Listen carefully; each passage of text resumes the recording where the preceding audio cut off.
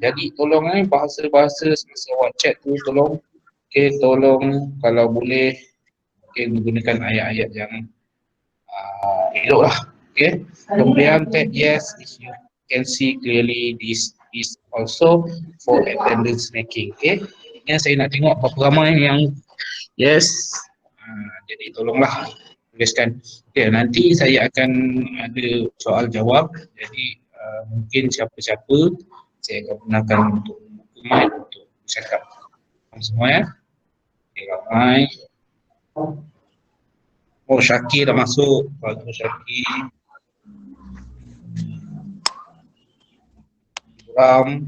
Yuram ada.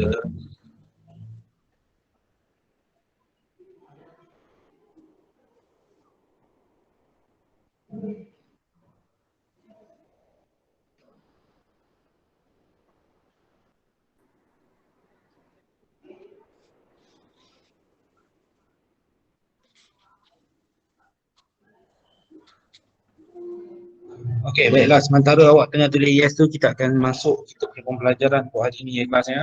Okey, untuk pembelajaran hari ini kita akan masuk kepada Kesultanan Johor Riau. Okey, saya faham sebab sebelum Kesultanan Johor Riau itu semasa sebelum PKP saya baru mula-mula masuk untuk Kesultanan Melayu Melaka. Jadi untuk Kesultanan Melayu Melaka, okey, saya harap awak boleh ulang kaji sendiri, okey, dan juga buat latihan. Okey. Alamak, cikgu apa benda cikgu Kasmawati ni silap ni. Alhamdulillah.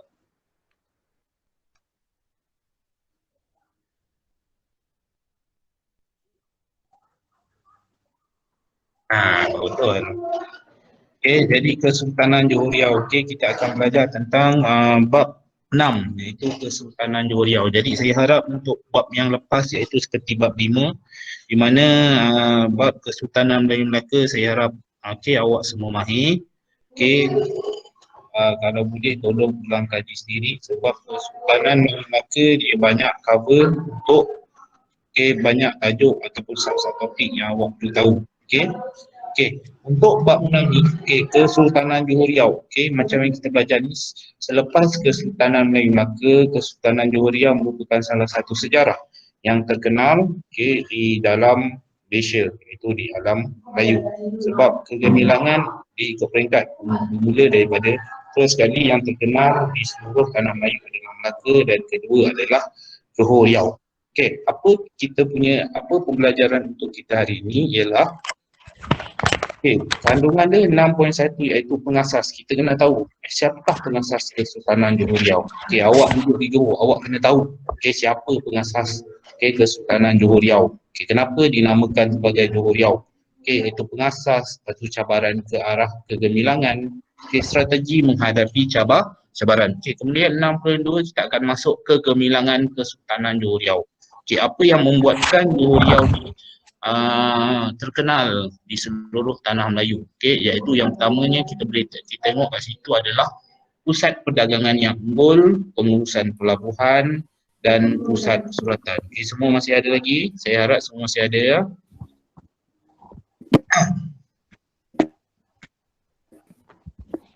Bagus, kilang. Jadinya yang pertama kali kita kena tahu apa dia ataupun tempat tempat di mana pengasasan Kesultanan Johor Riau. Ini adalah peta negeri Johor di sebelah Selat Tebrau. Jadi saya harap semua tahu kat mana Selat Tebrau. Selat Tebrau di antara Singapura dan juga Malaysia. Ini adalah peta yang menunjukkan kawasan-kawasan yang menjadi tempat pemerintahan Johor Riau pada zaman dahulu. Kalau awak tengok dekat situ, dia tertumpu kepada Sungai Johor.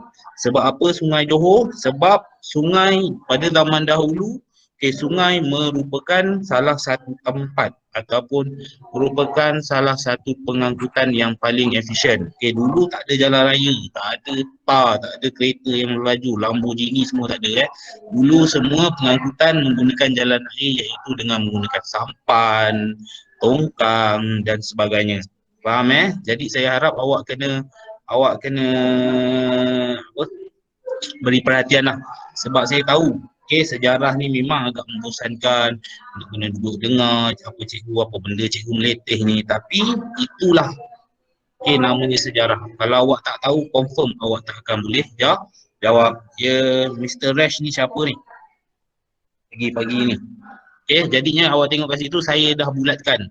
Itu adalah kawasan-kawasan yang kawasan-kawasan yang menjadi pusat pemerintahan Johor Riau pada zaman dahulu, iaitu Batu Buruk, Tanjung Batu, Johor Lama, Panco, Bukit Seluyut, Pasir Raja Batu Sawar, Rantau Panjang dan juga Sayung Pinang. Itu adalah tempat-tempat yang kata hotspot untuk dijadikan sebagai tempat pusat pemerintahan lah. Ini adalah pengasasnya. Kerajaan ini dibina oleh Raja Ali ataupun dikenali sebagai Sultan Alauddin Riwayat Shah I dengan mentitahkan Bendahara Seri Naradiraja menghimpunkan rakyat bagi membuka negeri dan pusat pemerintahan di pesisir Sungai Johor. Jadi kena ingat apa sungai itu. Kenapa pusat pemerintahan dibuat di sepanjang Sungai Johor? Kena ingat sebab apa? Sebab sungai merupakan salah satu jalan ataupun pengangkutan yang paling utama pada zaman dahulu. Saya harap awak semua boleh take note. Jadi kemudian yang ini pusat pemerintahan Kota Kara, iaitu Pekan Tua. Ini adalah pusat pemerintahan yang pertama sekali, iaitu dibina pada tahun 1528. Awak jangan risau tahun ni ada lagi. Ada lagi. Berhampiran dengan sungai yang lebar dan dalam, mudah memasuki kapal keluar masuk. Sebab tu saya cakap, biasanya dia buat pusat pemerintahan ni mudah untuk kapal keluar masuk. Sebab apa? Sebab ya, jalan laut ataupun sungai merupakan adalah jalan utama. Kemudian kawasan berbukit Bukau sebagai benteng pertahanan. Sebelum ni pun cikgu dah ajar tentang Bukit Paya Bakau ataupun Bukit Bukau ni adalah salah satu benteng pertahanan semula jadi yang paling efektif. Tak payah mengeluarkan kerahan tenaga dan sebagainya. Dia merupakan salah satu pertahanan semula jadi yang sangat berkesan untuk menghindar daripada diserang oleh musuh. Kemudian yang ini kena ingat Kota Kara, Pekan Tua. Ini adalah pusat pemerintahan yang pertama. Pusat pemerintahan yang kedua iaitu pemerintahan Kota Sayung, Sungai Pinang. Daripada Kota Kara dia pergi kepada Kota Sayung. Dibina selepas Kota Kara diserang oleh Portugis pada tahun 1535. Lebih selamat kerana sungai yang sempit menyukarkan kemasukan kapal perang musuh. Jadi dekat sini kita tengok kenapa pusat pemerintahan daripada Kota Kara kena pindah ke Kota Sayung adalah disebabkan diserang oleh musuh. Bukan sebab suka-suka dia nak pindah sebab kawasan tak cantik. Sebab apa? Sebab diserang oleh musuh. Walaupun macam cikgu cakap tadi, Kota Kara ni mempunyai perlindungan semula jadi, tetapi disebabkan oleh sungainya, sungainya yang luas, menyebabkan kapal-kapal perang musuh iaitu kapal perang Portugis mudah untuk masuk dan menyerang Kota Kara. Jadi disebabkan Kota Kara telah diserang, jadi pemerintah Kesultanan Johor Riau telah berpindah ke Kota Sayung disebabkan oleh sungainya lebih sempit bagi menyukarkan tentera Portugis untuk menyerang. Daripada Kota Sayung, pemerintahan Kesultanan Johor Riau telah berpindah kepada Kota Batu iaitu di Johor Lama. Kalau siapa-siapa yang tak tahu Johor Lama tu kat mana, Johor Lama tu berada di Jalan Kota Tinggi. Kalau awak pergi Kota Tinggi sana, kat dalam tu awak sampai Kota Tinggi, awak pergi menghala ke Desa Saru, dalam tu akan awak jumpa signboard Johor Lama.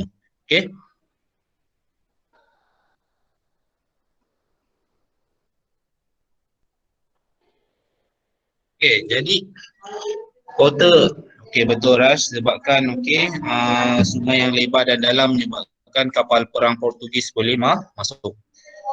Cuma kawasan darat saja yang boleh dijadikan sebagai benteng pertahanan. Okey, kita sama balik kepada pemerintahan Kota Baru iaitu di Johor Lama. Okey, dibina ekoran perpindahan pusat pemerintahan pada tahun 1540, dikenali sebagai Tanjung Batu, kedudukan yang strategik, sungai Johor yang lebar mudah masuk kapal dagang. Okey. Jadi dekat sini awak boleh tengok kenapa daripada Kota Sayong dia pindah kepada Kota Baru. Disebabkan mudah, antaranya sebab untuk menarik pedagang. Macam dekat Kota Sayong, okay, dia bagus untuk pertahanan sebab sebab takut diserang oleh tentera Portugis. Tetapi disebabkan sungai yang sempit, jadi kapal-kapal dagang sukar untuk masuk ke Kota Sayong. Sebab itu dia pindah kepada Kota Batu iaitu Johor Lama. Okey, Johor Lama ni dia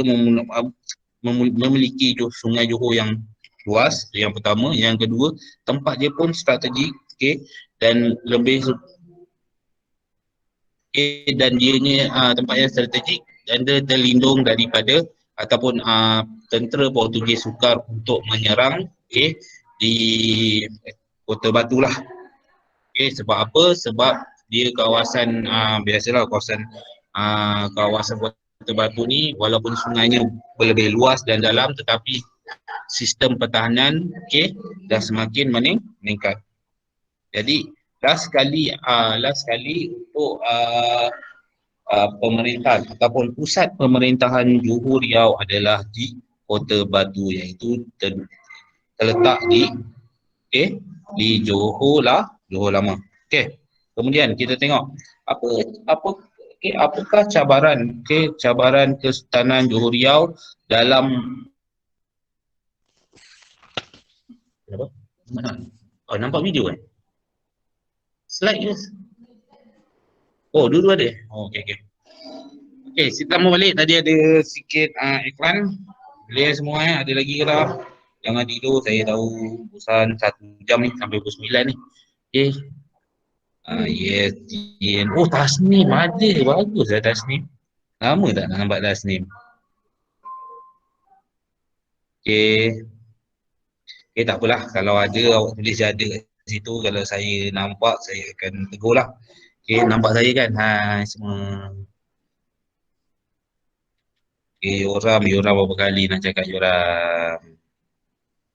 Yoram ada bagus. Okey, jadi ni kita sambung sikit Apakah cabaran Kesultanan Johor Riau dalam mencapai ataupun meningkatkan nama Johor Riau terkenal di seluruh tanah Melayu? Yang pertama adalah persaingan Johor, Aceh dan Portugis. Kena ingat Aceh itu adalah sebuah kerajaan yang kuat pada zaman dahulu. Kalau nak tahu kerajaan Aceh itu ada kat mana, kerajaan Aceh itu terletak di Sumatera, manakala Portugis masa ni, Portugis tengah menyerang Melaka. Sebab tu kita ada persaingan Johor, Aceh dan juga Portugis. Kemudian terjadinya perang Johor Jambi. Perang Johor Jambi ni adalah perang dalaman lah, konflik ataupun dinamakan sebagai perang saudara. Konflik pembesar dan juga ancaman raja kecil. Nanti kita akan masuk satu persatu, jangan risau. Pertama sekali kita tengok apa itu persaingan Johor, Aceh dan juga Portugis. Awak tengok dalam slide tu, saya dah buat slide ni, bukan salah saya ambil orang punya je pun. Jadinya saya ambil orang punya je pun kan, lucu je lah. Jadi benda ni boleh digunakan, jadi saya akan terangkan dan lebih mudah untuk faham. Yang pertama, berlaku peperangan antara 3 kuasa ini untuk menguasai perdagangan di Selat Melaka. Selat Melaka macam saya cakap sebelum ni, Selat Melaka merupakan jalan perdagangan yang paling utama. Bagi untuk pedagang daripada timur ataupun daripada barat. Peperangan ini dikenali sebagai perang segitiga ataupun perang 100 tahun. Sebab masing-masing berebut untuk mendapatkan pedagang yang lalu di Selat Melaka. Ini sebab dia adalah pelabuhan. Perang ini tamat apabila Johor menjalankan kerjasama dengan Belanda untuk mengalahkan Portugis di Melaka, dan Aceh mengalami kemerosotan selepas kemangkatan Sultan Iskandar Dan ni, okey, untuk pengetahuan awak, saya bagi tahulah. Okey, masa Johor, kerajaan Johor Riau ni meningkat.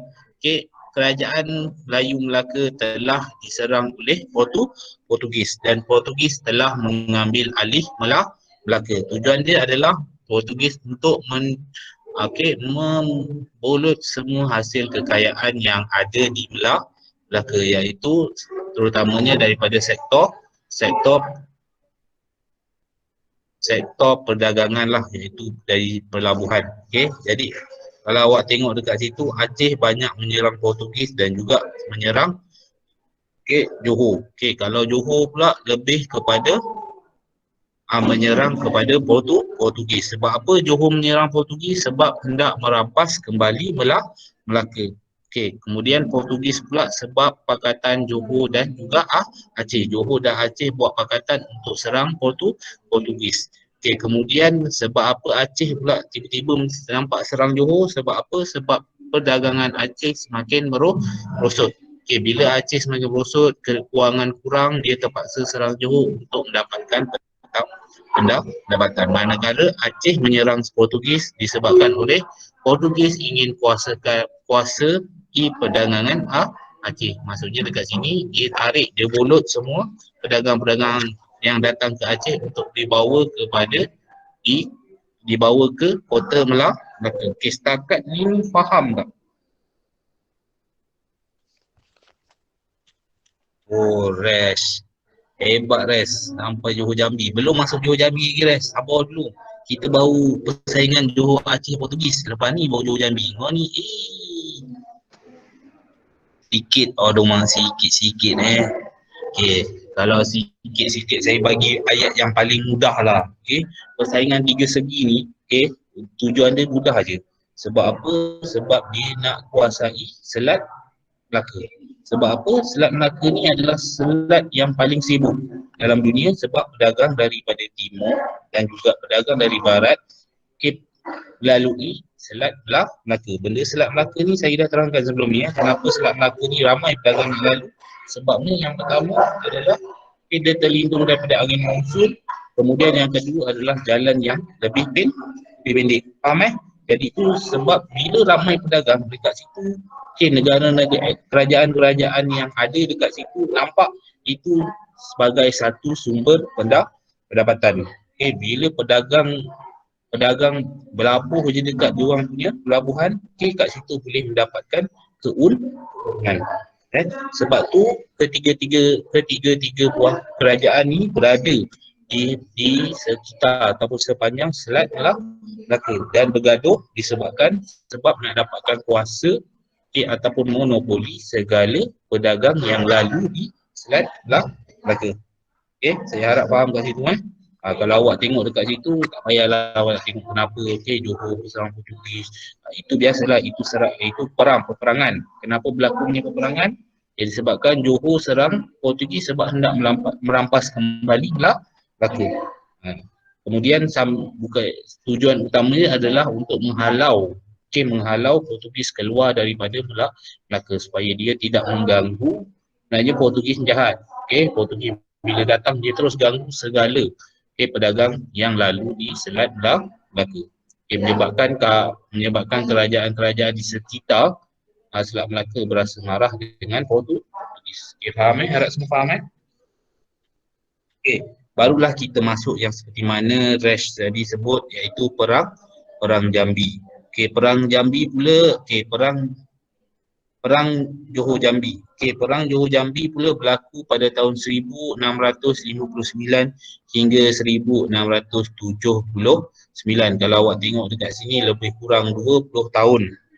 20 tahun peperangan berlaku yang berpunca daripada tuntutan Johor terhadap wilayah tungkal daripada kerajaan Jambi. Hasilnya Jambi tewas dan berada di bawah kawasan kuasa Johor Riau yang berpusat di Riau. Jadi Jambi ni adalah sebuah kerajaan yang terletak di Sumatera Indonesia sekarang ni. Tujuan dia adalah Johor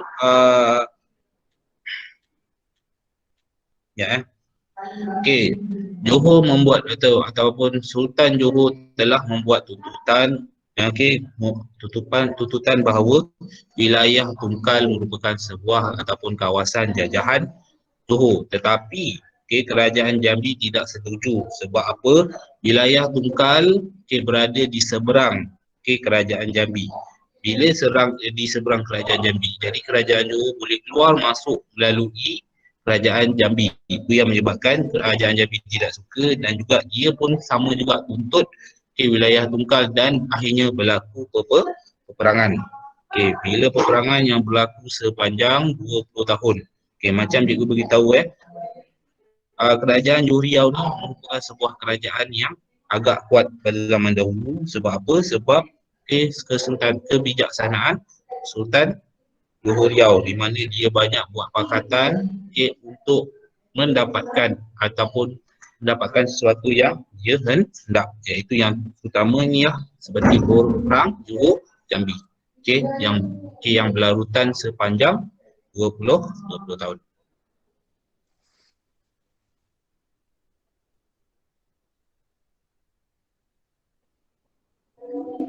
Oh, perang segitiga habis bila? Ya, apa nak? Oh, dah ada tulis dah tu. Okey, tahun baby tu. Kau agak-agak kau 2020 eh.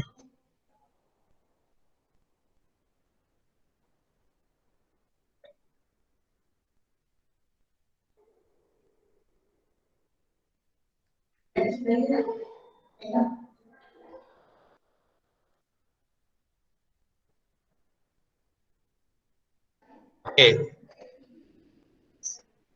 kita buka balik. Okey.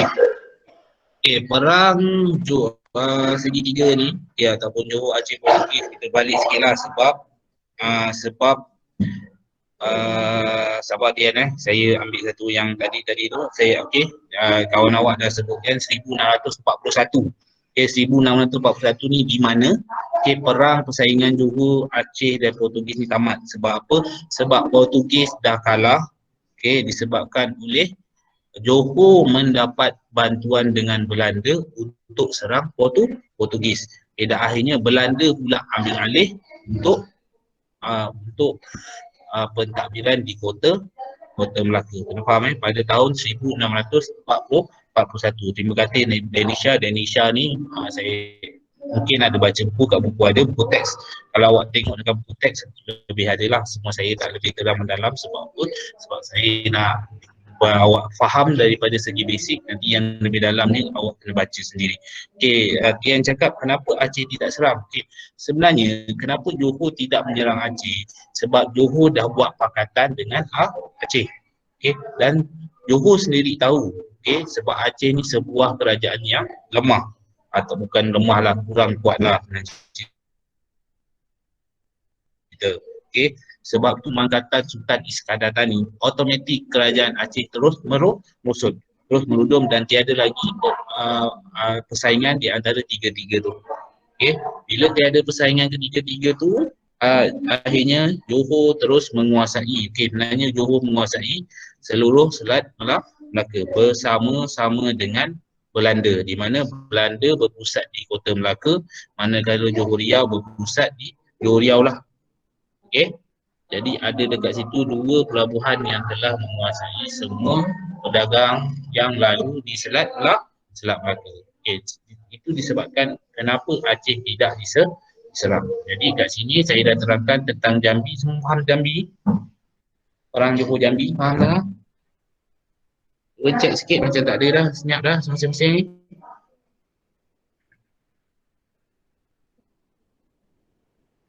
Oh, baru nampak Is. Oh, Sabir. Lama tak dengar Sabir. Oh,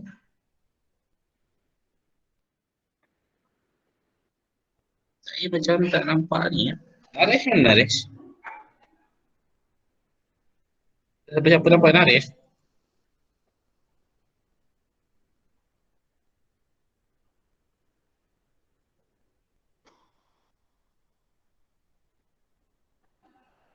Oh, tolonglah bagi nama betul. Ini Mr. Resh, manalah saya tahu. Naresh. Okey, baru dah saya tahu siapa Mr. Resh tu. Punya Naresh. Naresh.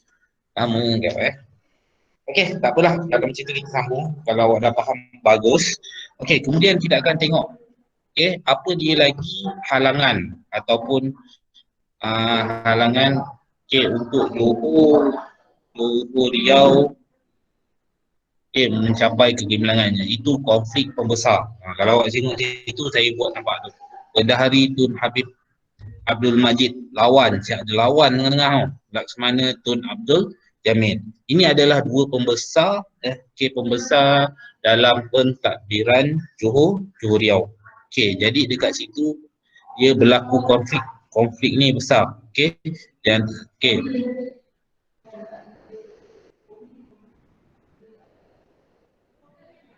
sehinggakan terdapatlah banyak berlakunya peperangan saudara ataupun berlakunya perang-perang kecil di antara kedua pembesar tersebut. Kalau baca kat bawah itu, selain daripada peperangan selain peperangan, masalah dalaman iaitu konflik membesar antara Bendahara Tun Habib Abdul Majid dan Laksamana Tun Abdul Jamil berlaku untuk menguasai pemerintahan kerajaan Johor Riau. Konflik ini berakhir selepas pengunduran Tun Abdul Jamil ke Terengganu. Dan akhirnya akhirnya dia punya konflik tersebut tamat apabila Laksamana Tun Abdul Jamil telah berpindah ke Terengganu. Kita tengok konflik. Kalau awak boleh rujuk dekat dalam buku teks. Saya pun tengah tengok buku teks online. Ada buku teks kat sini. Kalau awak tengok, keturunan bendahara kembali berpengaruh dalam pemerintahan kerajaan Johor Riau. Tun Habib meninggal dunia dan dikenali sebagai gelaran Bendahara Padang Saujana. Jawatan bendahara digantikan oleh anaknya iaitu Tun Abdul Jalil. Jadinya mudah saja. Kenapa berlakunya konflik ini? Senang. Sebab perebutan kuasa, iaitu untuk perebutan kuasa untuk mendapat kepercayaan daripada Sultan. Sebab jawatan bendahara dan jawatan Laksamana adalah jawatan yang hampir dengan Sultan. Jadi kata-kata daripada Bendahara Tun Habib ataupun Laksamana Tun Abdul Jamil akan didengar oleh Sultan. Jadi bila berlaku salah faham, disitulah berlakunya perebutan kuasa ataupun konflik. Dalam sekali Laksamana Tun Abdul Jamil telah mengaku kalah dan mengundurkan diri dan larikan diri ke Terengganu. Kena faham kat situ mudah saja. Kenapa berlaku konflik? Sebab perebutan kuasa. Kalau awak tengok sekarang pun banyak berlakunya perebutan kuasa. Kalau selalu tengok K-drama pun banyak berlaku perebutan kuasa sebab nak dapatkan harta mak bapak dia. Betul tak yang perempuan-perempuan ni? Rebut kuasa apa? Macam saya terangkan tadi, rebut kuasa apa supaya mendapat kepercayaan daripada Sultan. Dia bukan sebab Sultan paling tinggi jawatannya dalam kerajaan Johor Riau. Jadinya Bendahara Tun Habib ni dengan Laksamana Tun Abdul Jamil ni, dia berebut kuasa untuk mendapatkan kepercayaan. Jadi bila dia dapat kepercayaan Sultan, jadi apa kata-kata dia, Sultan akan percaya. Itu yang dia berebut kuasa. Kalau ikutkan dia punya jawatan, letak adalah jawatan yang paling tinggi dalam kesultanan di tanah Melayu. Faham tak semua? Akilah, okey, boleh faham?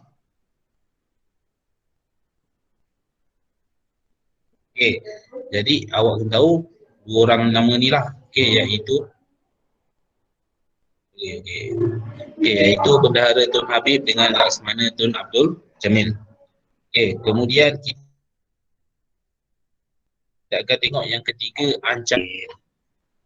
Okey, ancaman raja melalui ancaman ini memperlihatkan keterlibatan Bugis dalam pentadbiran kerajaan Johor akibat pelantikan Daeng Merewah sebagai Yang di-Pertua Muda atau Yang Tuan Muda Bugis pertama di Johor. Okey, raja kecil ataupun dikenali sebagai Sultan Abdul Jalil Rahmat Shah. Okey, lawan dengan Raja Sulaiman, iaitu Sultan Sulaiman Badrul Alam Shah, dan juga Opu Bugis Limau Saudara. Wah, susah ni. Ya, saya tengok balik buku teks.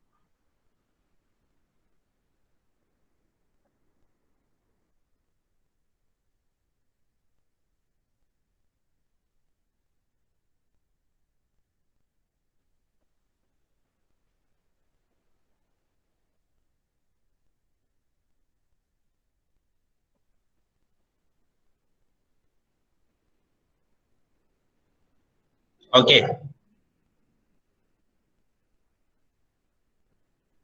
Okey, kalau okey, kejap sabar. Oh, kenapa Tun Abdul Jamil mundur ke Terengganu?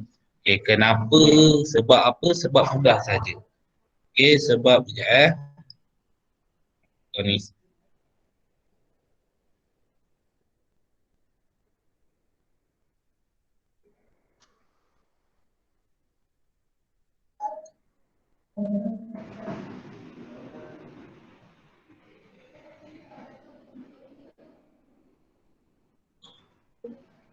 Okey, sorry kan Okey, saya sekejap.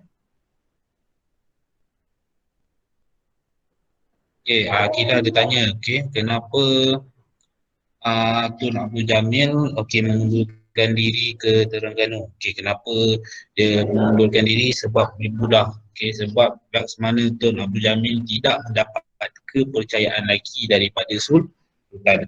Okey, bila dia tak dapat lagi kepercayaan pada Sultan, Sultan dah mula tidak percaya dan okey, Tun Abdul Jamil takut okey akan mukanya Sultan. Itulah Tun Abdul Jamil lari ke Terengganu dan mengundurkan diri ke Terengganu. Manakala Bendahara Tua Habib ni semakin lama semakin mendapat kepercayaan daripada Sultan dan ia menghasut Sultan untuk menghalau Tun Abdul Jamil keluar daripada kerajaan Johor.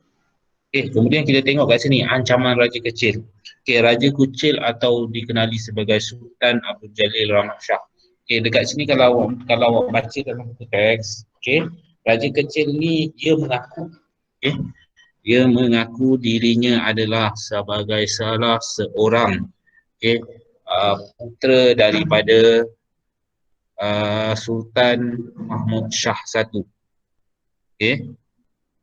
Dia mengaku sebagai putera daripada putera Sultan Mahmud Shah I dan mengisytiharkan diri dia sebagai Sultan Johor Riau dengan menggunakan gelaran Sultan Abdul Jalil Rahmat Shah.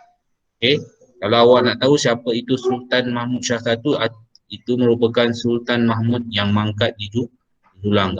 Benda tu pun ada cerita Melayu yang telah dibuat.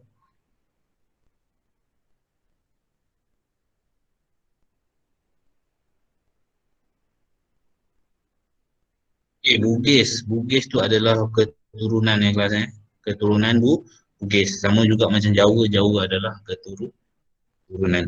Jadi kalau ada soalan awak boleh tanya ke Prof Taib, nanti saya akan boleh jawab. Secara berperingkat lah. Kalau saya terlepas saya minta maaf lah. Raja Kecil ni dia mengaku diri dia adalah putera daripada Sultan Mahmud Shah I. Di mana dan bila dia mengaku sebagai putera Sultan Mahmud Shah dan dia telah mengisytiharkan diri dia sebagai Sultan Johor Riau. Dekat situlah bermulanya berlakunya peperangan kecil, iaitu ancaman daripada Raja Kecil. Untuk mengetahui Raja Kecil ni dia berpengaruh. Bila berpengaruh disebabkan berpengaruh menyebabkan Raja Sulaiman. Raja Sulaiman ni pula bukan raja yang ada pada waktu itulah. Raja Sulaiman rasa tergugat dan dia meminta bantuan daripada Opu Bugis 5 bersaudara. Bila dia meminta minta lima bersaudara ni adalah untuk mengusir raja kecil. Cara macam mana dia nak mengusir? Melalui peperangan. Okey, kalau awak nak tahu, Opu Bugis tu adalah gelaran untuk kerabat diraja Bugis Luwu di Sulawesi Selatan. Antara yang terkenal termasuklah Opu Bugis lima bersaudara yang terdiri daripada, okay, awak tengok kan, ada lima bersaudara tu, nama dia adalah Daing Parani, Daing Menambun, Daing Merewah, Daing Celak dan juga Daing Kemasi. Okay, kalau awak jumpa kawan-kawan awak yang nama dia Daing, Daing, Daing tu semua, okay, itu adalah berasal daripada keturunan Bugis. Tan, terima kasih sebab dah bagi tahu. Saya pun dah terangkan.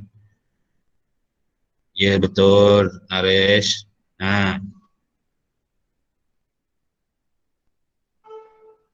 Ya, betul, Naresh. Okey, kalau tengok dekat sini, kalau tengok dekat apa, raja kecil ni telah menyerang, okey, menyerang kerajaan Johor Riau, dan dia mengisytiharkan sebagai dialah yang paling layak untuk menjadi sultan, sultan di Johor Riau, sebab dia menggelar dia putera kepada Sultan Sultan Mahmud Shah satu. Okey. Raja kecil asal mana? Asal mana saya tak tahu dah. Akilah, kalau dalam buku teks kan, kita tengok pada buku teks lah, kalau kalau mengikutkan buku teks, dia tak menceritakan riwayat tentang raja kecil. Cuma untuk pengetahuan awak, okay, raja kecil ni dia orang yang berpengaruh. Bila dia cakap dan ramai mengikut, sebab tu bila ramai pengikut menyebabkan Sultan Sulaiman berasa tergugat.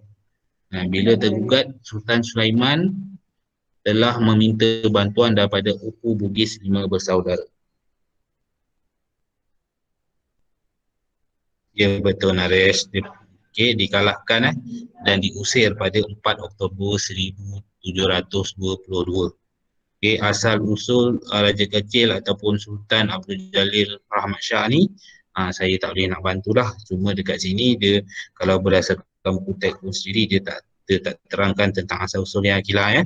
Jadi awak kena tahu, raja kecil ni dia menyerang kerajaan Johor. Sebab apa dia menyerang? Sebab dia menganggap dirinya adalah putera daripada Sultan Mahmud Shah satu, dan dia menganggap dirinya lebih layak untuk menjadi Sultan Johor pada kerajaan tersebut. Itu yang menyebabkan Raja Sulaiman berasa marah.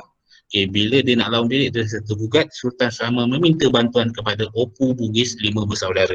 Siapa nama Opu lima Bugis bersaudara tu? Awak boleh cek dalam buku teks. Buku teks pun ada menyatakan nama kelima-lima Opu Bugis lima bersaudara.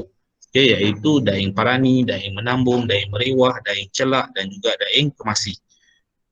Okay, dan last sekali, biasalah bila dah dapat bantuan, jadi tentera Raja Sulaiman menjadi lebih kuat dan dia menyerang raja kecil. Akhirnya raja kecil kalah. Raja kecil kalah. Lepas raja kecil kalah, dia tak sebut kat sini sama ada raja kecil itu mati ataupun dihalau. Cuma dekat sini dia telah melantik Daing Merewah sebagai yang di-Pertuan Muda ataupun yang Tuan Muda Bugis yang pertama di sebab tu kalau awak dengar kat sini, ramai kaum kerabat daripada Bugis. Okay, kalau awak ada saudara mara yang tiba-tiba nama Daing tu semua berasal daripada keturunan Bugis. Perlu ingat nama Opu Bugis ke? Saya rasa awak perlu tahu. Okay, kalau awak ingat lagi bagus. Okay, perlu tahulah. Jadi ada 5 orang tu, siapa yang dilantik menjadi yang di Pertuan Muda tu, itu kena ingat. Iaitu Daing Merewah. Faham awak nak ingat kelima tu, kita pulang. Tapi nama yang paling penting adalah Daing Merewah. Sebab apa? Sebab dia telah dilantik, dia telah dilantik untuk menjadi yang di Pertuan Muda Johor yang pertama. Faham settle ancaman keempat. Jadi habis untuk apa dia cabaran-cabaran yang berlaku sepanjang pemerintahan di Johor Riau. Okey, sekarang kita tengok apakah strategi menghadapi cabaran tersebut. Okey, yang pertama awak tengok situ perpindahan pusat pertahanan, membina kota pertahanan, menjalinkan hubungan dengan Belanda. Okey, yang pertama pemindahan pusat pentadbiran. Awak tengok tu ada banyak pusat pentadbiran. Okey, yang pertama di Kota Kara, yang kedua naik ke Kota Sayong, kemudian pergi ke nombor 3 Kota Batu, kemudian tak cukup lagi dia pergi ke Kota Seruyut, kemudian nombor 5 dia pergi ke Kota Batu, lepas tu nombor 6 dia pergi pada Kota Batu Sawar, nombor 7 dia pergi Kota Tauhid. Okey, nombor 8 dia pergi ke Kota Johor Lama, nombor 9 Kota Tinggi, nombor 10 Kota Pancur. Ini adalah pusat pemerintahan yang sentiasa berpindah. Okey, kalau awak tengok sebahagian besar pusat pemerintahan Kesultanan Johor Riau terletak di persisiran sepanjang Sungai Johor. Dia tak lari jauh, dia sepanjang Sungai Johor. Kemudian pusat pemerintahan sering berpindah disebabkan oleh keperluan strategi ketenteraan dan pertahanan serta muslihat mempertahankan diri daripada ancaman Portugis dan Aceh. Kena ingat kat situ ulang cikgu yang kota apa awak nak? Ulang awak boleh tengok. Nampak slide tak? Semua nampak tak slide?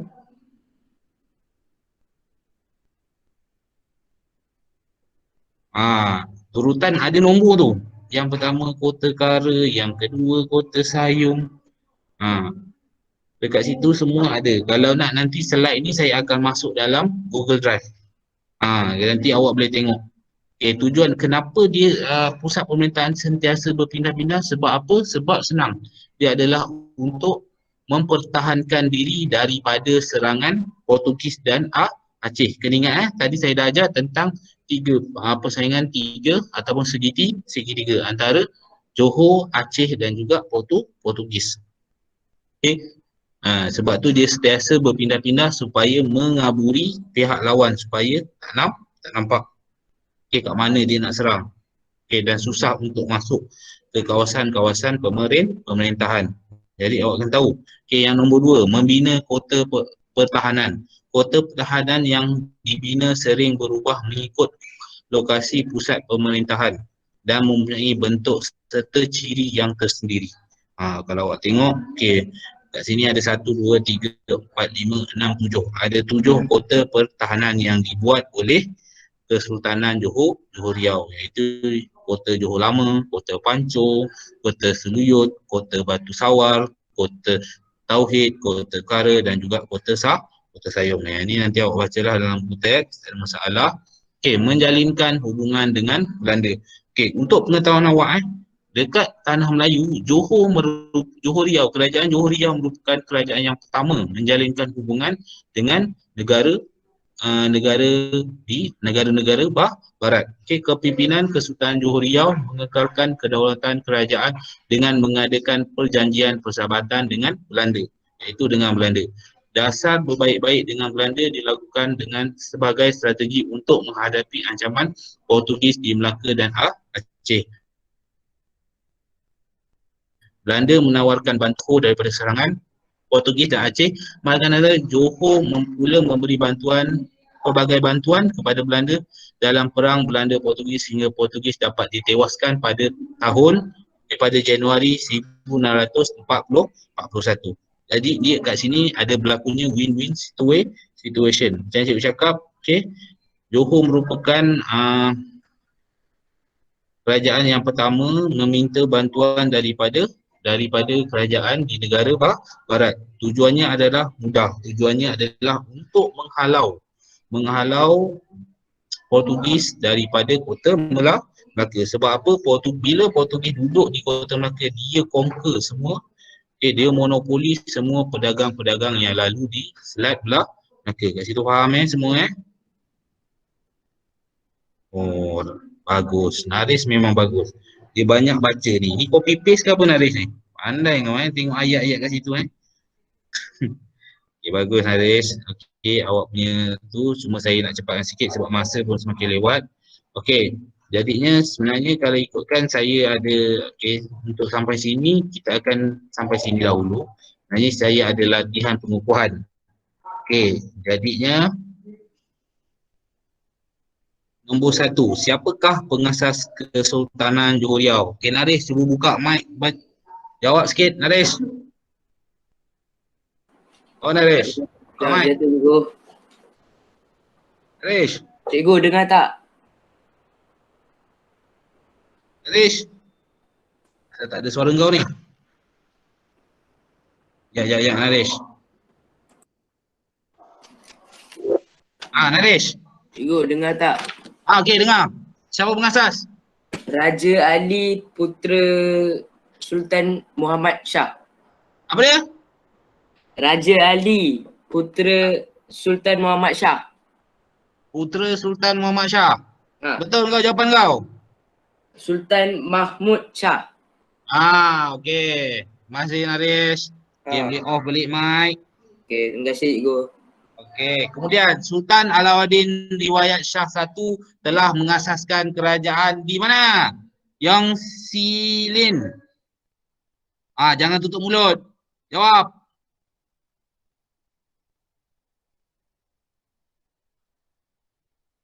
Sudah. Dah tahu. Mana Yang Silin? Siapa boleh bantu? Tolong. Akilah. Akilah Farhani. Tak ada tu depan ni. Tutup habis lagi. Mana pergi?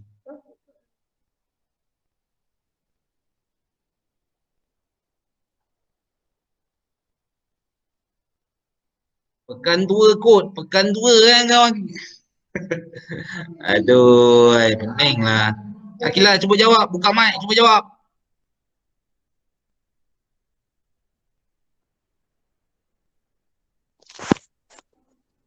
Kota Tian. Pekan Tua. Mana Tian? Kota Pekan Tua. Ya, betul Tian. Terima kasih Tian boleh tutup. Okey, apakah cabaran kerajaan negeri Johor? Kerajaan Johor Riau. Tadi saya dah terangkan ada berapa? Tak silap saya ada 3. Siapa boleh jawab? Buka mic. Cepat. Saya punya kelas nak habis ni. Orang 100 tahun. Kau agak-agak lah. Boleh Naris, buka balik. Cepat. Ya cikgu. Apa tu? Yang pertama persaingan Johor Aceh Portugis. Yes. Yang kedua? Yang kedua perang Johor Jambi. Yang ketiga? Konflik pembesar. Yang keempat, last sekali. Ancaman kot apa tu? Boleh, ancaman apa? Aduh, lupa. Ancaman raja? Ancaman raja? Raja kecil. Ya, betul. Ancaman raja kecil. Terima kasih Naresh. Boleh tutup. Okey. Nombor 4, soalan nombor 4. Persaingan antara Johor Aceh Portugis telah menyebabkan Akilah. Jawab. Kau dah buka mic tu. Akilah Farhani. Ada ke tak ada Akilah Farhani ni orangnya? Nama je ada tapi tak ada. Hilang. Yang Silin langsung tak nak jawab. Yang Silin, okey, sihat. Siapa yang boleh? Akilah ada. Jawab Akilah. Cepat buka mic jawab. Sakit. Mana Akilah? Hello, Akilah. Wah sudah, Akilah tak nak jawab pula, malu-malu pula. Suara sedap sangat. Akilah, ada di sana, saya di sini. Syakir ada ke? Nama je ada. Sudah. Tanya orang lain. Kau pandai kau Akilah suruh orang ni. Syakir. Okey, Tian jawab Tian. Cepat. Perang tiga segi atau perang 100 tahun. Okey, bagus. Terima kasih Tian. Bagus. Nampaknya Tian telah memberi fokus yang penuh kes masa saya ni. Okey, nombor 5, Daeng Meriwang telah dilantik sebagai yang di-Pertuan Muda. Biar saya jawab lah. Sebab dah pukul 8 dah. Nanti cikgu awak selepas ni marah pula saya. Ya itu lepas ni masa siapa? Cikgu siapa? BI bahaya tu cikgu Dayah tu. Bahaya. Bersedialah dengan BI ya. Okay. Takut rate lagi untuk hari ni.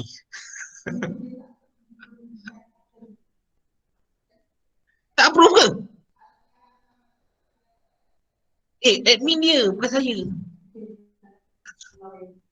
Okey, nyatakan 3 strategi. Okey. Setelah strategi yang tadi saya dah terangkan, 3 strateginya adalah yang ni lah strateginya. Pusat pemerintahan, membina kota pemerintahan dan juga menjalinkan hubungan dengan Belanda. Jadi itu sahaja untuk kelas saya. Terima kasih Daun Keladi. Kita jumpa lain kali. Jadi lepas ni saya akan bagi tugasan iaitu Google Form dalam Google Classroom. Jadi pastikan semua jawab. Kat situ saya akan ambil, siapa yang tak jawab saya akan up. Termasuklah bukan kelas saya iaitu kelas 2 Azam. Faham? Faham tak? Saya pun tak tahu 2 Azam ada ke tak ni, tapi 125, 126 saya rasa semua kena jawab lah. Jadi kena sentiasa cek dalam Google Classroom. Saya akan bagi kuis ringkas. Tak banyak pun, cuma 10 soalan. Jadi tak ada alasan untuk awak tak jawab. Faham? Okey, saya akan masukkan lebih kurang dalam tengah hari nanti. Petang dan malam awak boleh buat. Faham semua? Itu saja dari saya. Sekian, terima kasih.